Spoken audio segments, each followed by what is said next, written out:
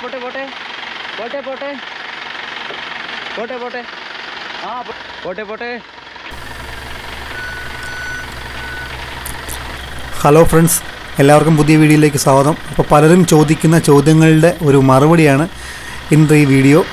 Extra gear ഇടുന്നത് എങ്ങനെയാണ്, അതുപോലെ തന്നെ റിവേഴ്സ് നമ്മൾ വലതുവശത്തേക്ക് റിവേഴ്സ് കയറുന്നത് എങ്ങനെയാണ്, ഇടുങ്ങിയ വഴിക്കൂടെയുള്ള വഴിയിലൊക്കെ നമ്മൾ റിവേഴ്സ് വയ്ക്കുമ്പോൾ എന്തൊക്കെ കാര്യങ്ങൾ നോക്കണം എന്നുള്ളതൊക്കെയാണ് ഈ വീഡിയോ. അപ്പം ഇതൊരു ചെറിയൊരു വഴിക്കൂടെ മുകളിലോട്ട് കയറ്റമാണ്.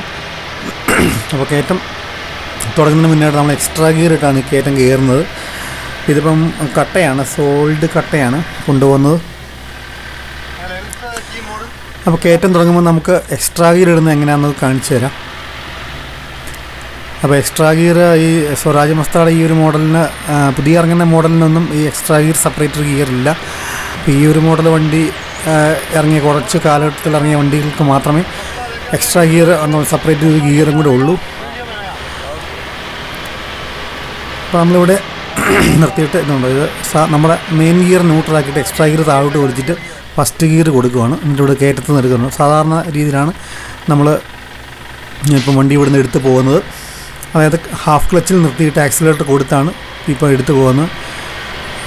ഇത് നല്ല കയറ്റം, ഒരു നല്ലൊരു കയറ്റമാണ്.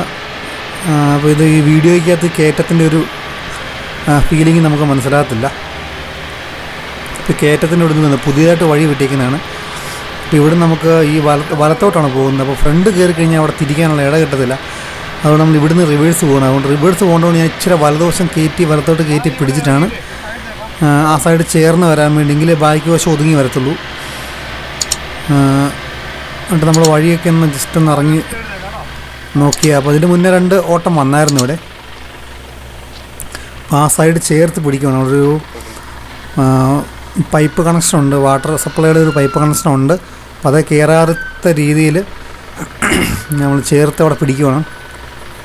അപ്പം ഇങ്ങനെയുള്ള അവസരത്തിൽ നമ്മൾ ഫുള്ള് സ്റ്റിയറിങ് വലത്തൊടിച്ച് കഴിഞ്ഞാൽ ഇടതുവശം കയറി ഈ കയ്യാലെ കയറി വരുന്നത്, ഇടതുവശം ഉടക്കും, സൈഡ് തട്ടാൻ സാധ്യതയുണ്ട്. അപ്പോൾ ഫുള്ള് തീർത്തൊടിച്ച് പിടിക്കരുത്, നമ്മൾ ശ്രദ്ധിക്കത്തില്ല. നമ്മൾ വലതുവശം തന്നെ നോക്കി പോരുകയും ചെയ്യും. ഇടതുവശം പോയി മാട്ടേ കയറും, അങ്ങനെ സൈഡൊക്കെ പോകാൻ സാധ്യതയുണ്ട്. അപ്പോൾ സംശയം ഉണ്ടെങ്കിൽ ഒന്നുകൂടെ ഒന്ന് ഇറങ്ങി നോക്കി, ഇല്ലെങ്കിൽ ഹാൻഡ് ബ്രേക്ക് ഇട്ടിട്ട് ആ സൈഡിൽ തന്നെ അകത്തോട്ട് ക്യാബിനകത്ത് തന്നെ വന്ന് ഇപ്പറേ വന്ന് തലയിട്ട് നോക്കണം, വെളിയിൽ നോക്കണം എങ്ങനെയുണ്ട് കയറി പോവുക എന്നുള്ളത്. അതുപോലെ തന്നെ പുതിയതായിട്ട് ഈ മണ്ണ് വെട്ടിയ റോഡിലൊക്കെ നമ്മൾ ഓട്ടം പോകുമ്പോഴത്തേനും വളരെയധികം ശ്രദ്ധിക്കണം. ലോഡ് വണ്ടിയൊക്കെ ആണെങ്കിൽ ആ സൈഡ് ഇരുത്താൻ സാധ്യതയുണ്ട്, ഇരുത്തി വണ്ടി തെന്നിപ്പോവും. അപ്പോൾ ഒരു സൈഡിലത്തെ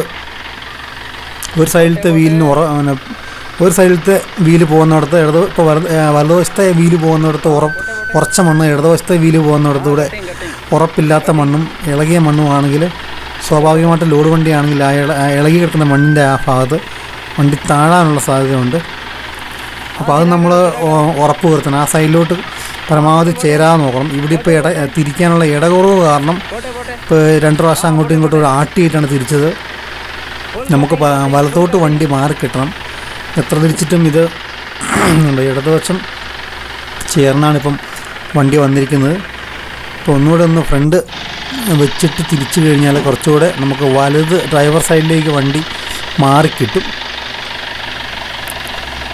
ഇപ്പം കുറച്ചുകൂടെ ഒന്നുകൂടെ ഒന്ന് ഫ്രണ്ട് ഇറങ്ങി വന്നിട്ട് നമ്മൾ വലത് സ്റ്റിയറിംഗ് പിടിക്കുവാണ്. നേരത്തേനും വലത് വണ്ടി മാറിക്കിട്ടി കണ്ടമാനം വലത് പിടിച്ച് കഴിഞ്ഞാൽ ഫ്രണ്ട് വീല് അവിടെ സ്ലിപ്പാവും. ഇളകി കിടക്കുന്ന മണ്ണിന് അങ്ങോട്ട് പോയി കഴിഞ്ഞാൽ ഫ്രണ്ട് വീല് തെന്നിപ്പോവും. പിന്നെ അതവിടെ തറച്ച് നിന്ന് കഴിഞ്ഞാൽ ബാക്ക് വീല് കിടന്ന് കറങ്ങും, പിന്നെ കയറത്തില്ല. ഇങ്ങനെയുള്ള കുറേ ഓട്ടങ്ങളൊക്കെ പോയി ഉള്ളൊരു അനുഭവം ഉള്ളതുകൊണ്ടാണ് നമുക്ക് ഒരു സൈറ്റ് കാണുമ്പോൾ തന്നെ അറിയാം. ഇപ്പോൾ ചള്ളയുള്ള സൈറ്റൊക്കെ ആണെങ്കിൽ നമ്മളത് നോക്കി നമുക്ക് കണ്ടു കഴിയുമ്പോൾ തന്നെ മനസ്സിലാവും ഇവിടെ വണ്ടി താഴോ ഇല്ലയോ എന്ന്. അത് വേറെ എത്ര ആളുകൾ വെളിയിൽ നിന്ന് പറഞ്ഞാലും നമ്മൾ ചെവിക്കൊള്ളേണ്ട കാര്യമില്ല. നമുക്കറിയാം അവിടെ വണ്ടി കയറുമോ ഇല്ലയോ എന്നുള്ളത്. വെച്ചാൽ നമുക്ക് ഓരോ അനുഭവങ്ങളാണ് നമ്മുടെ പാഠങ്ങൾ. ഇവിടെ വണ്ടി നേരെയാക്കിയിട്ട് ഈ സൈഡിൽ നേരെയാക്കിയിട്ട് റിവേഴ്സ് കാല് കൊടുത്ത് കയറി പോവാണ്. നമ്മൾ കുറച്ചുകൂടി ഇങ്ങോട്ട് ഇടത്തോട്ട് മാറിക്കഴിഞ്ഞാൽ ആ വീലവിടെ താഴും. ഇപ്പം മഴയൊന്നും പെയ്യാത്തതുകൊണ്ട് കുഴപ്പമില്ല, അത്യാവശ്യം ഉറച്ച് കിടക്കുന്ന മണ്ണാണ്. ഒന്ന് കാല് കൊടുത്ത് കയറി കഴിഞ്ഞാൽ നമുക്ക് കയറി പൊക്കോളും. ഫ്രണ്ട് വീല് ഉടക്കാത്ത രീതി നമ്മൾ ഉണ്ടോ കുറച്ച്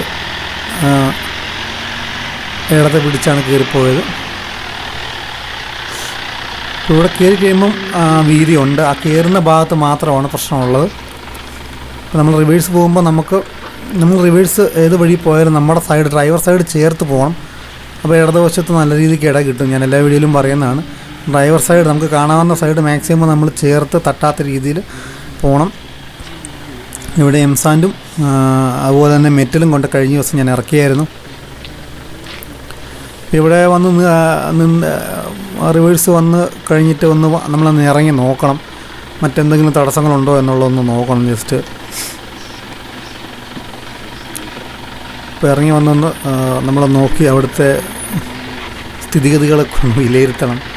ഇല്ലേ ചിലപ്പം വേറെ എന്തെങ്കിലും സംഭവങ്ങളൊക്കെ അവിടെ കിടപ്പുണ്ടെങ്കിലേ നമ്മൾ അറിയാതെ ചെന്ന് അവിടെ കൊണ്ട് വണ്ടി തിരിച്ച് ചെയ്യുമ്പോഴായിരിക്കും നമ്മളറിയത്തുള്ളൂ. ഇവിടെ എന്തെങ്കിലും ഉണ്ടോ സംഭവങ്ങളൊക്കെ എന്നൊക്കെ നോക്കണം. ഇവിടെ വേറെ രാവിലെ നേരം വെളുത്ത് വരുന്നതുകൊണ്ട് അധികം ആൾക്കാരും പണിക്കാരും വന്നിട്ടില്ല. മിറ്റിലും എംസാനും കഴിഞ്ഞ ദിവസം കൊണ്ട് ഇറക്കിയാണ്. അപ്പോൾ ഇവിടെ സൈഡ് കുറച്ച് കട്ടിങ് നിൽപ്പുണ്ട്, അതൊക്കെ നമ്മൾ ശ്രദ്ധിച്ചിരുന്നു. ഇങ്ങനെയുള്ള അവസരത്തിലൊക്കെ ഇങ്ങനെയുള്ളടത്തൊക്കെ വണ്ടി ചേർക്കാൻ പാടില്ല. ലോഡ് വണ്ടി ചേർത്ത് കഴിഞ്ഞാൽ അവിടെ ഇടിഞ്ഞു പോകാനുള്ള സാധ്യതയുണ്ട്. അത് ചെറിയ പിക്കപ്പാണെന്ന് പറഞ്ഞാൽ പോലും ചിലപ്പോൾ ഇടിഞ്ഞു പോകാൻ സാധ്യതയുണ്ട്. അപ്പോൾ ആ ഇടതുവശം ഒരിക്കലും നമ്മൾ ചേർക്കരുത്. നമ്മൾ കാണാവുന്ന വലത് സൈഡ് ഉറച്ച് കിടക്കുന്ന സൈഡ് വലതുവശം ചേർത്ത് പിടിക്കുക.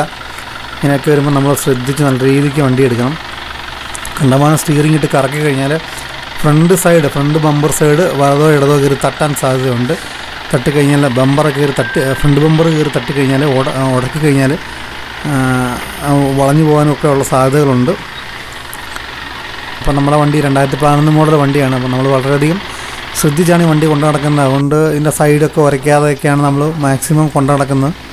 പിന്നെ ഇത്തരം വണ്ടികൾക്ക് കൂടുതലും ഇങ്ങനെയുള്ള ഓഫ് റോഡുകളൊക്കെയാണ് കിട്ടുന്നത്. അപ്പോൾ നമ്മൾ ഇത്തരം വണ്ടികളിലൊക്കെ ജോലി ചെയ്യാൻ താല്പര്യമുള്ളവരൊക്കെ നല്ല രീതിക്ക് ഏതെങ്കിലും ഡ്രൈവറുടെ കൂട്ടത്തിൽ പോയി കുറച്ച് ഇതിൻ്റെ ബാലപാഠങ്ങളൊക്കെ ഒന്ന് പഠിച്ചു വെക്കുന്നതല്ല. കാര്യം നോക്കുമ്പം ചെറിയ വണ്ടിയായിരിക്കും, പക്ഷേ ഇത് ഓഫ് റോഡ് കയറുന്ന വണ്ടികൾക്ക് ഒരുപാട് പാഠങ്ങൾ നമുക്ക് പഠിക്കാനുണ്ട്, ഒരുപാട് അറിവുകൾ കിട്ടാനുണ്ട്. അപ്പോൾ ഇങ്ങനെ ഓരോ ദിവസത്തെ ഓട്ടത്തിൽ ഞാനും കുറേ കാര്യങ്ങൾ ഇങ്ങനെ പഠിച്ചുകൊണ്ടിരിക്കുകയാണ്.